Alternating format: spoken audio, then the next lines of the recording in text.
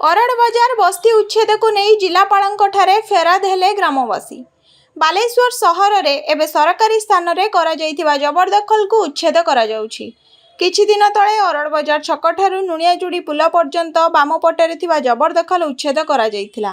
ପରେ ଷ୍ଟେସନ ଛକଠାରେ ମଧ୍ୟ ଜବରଦଖଲ ଉଚ୍ଛେଦ କରାଯାଇଥିଲା।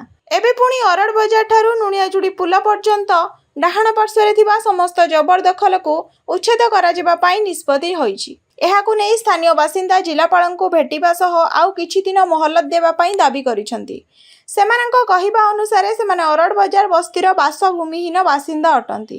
ସେମାନଙ୍କର କୌଣସି ସ୍ଥାୟୀ ଘର ନଥିବାରୁ ସେମାନେ ରେଲୱେ ଲାଇନ ପାଖ ସରକାରୀ ରେଲୱେ ଜାଗାରେ ଦୀର୍ଘ ବର୍ଷ ଧରି ବସବାସ କରୁଛନ୍ତି।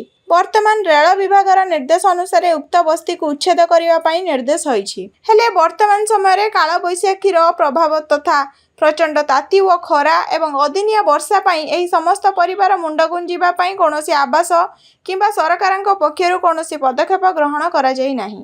ସମସ୍ତ ପରିବାର ଏବେ କ'ଣ କରିବେ, କେଉଁଠି ପରିବାରଙ୍କୁ ଥଇଥାନ କରିବେ, ସେମାନଙ୍କ ପାଇଁ ବଡ଼ ସମସ୍ୟା ସୃଷ୍ଟି ହୋଇଛି। ଏନେଇ ଜିଲ୍ଲାପାଳ ସେମାନଙ୍କୁ ଆସନ୍ତା ମାସ 15 ତାରିଖ ପର୍ଯ୍ୟନ୍ତ ସମୟ ଦେଇଥିବାର କହିଛନ୍ତି।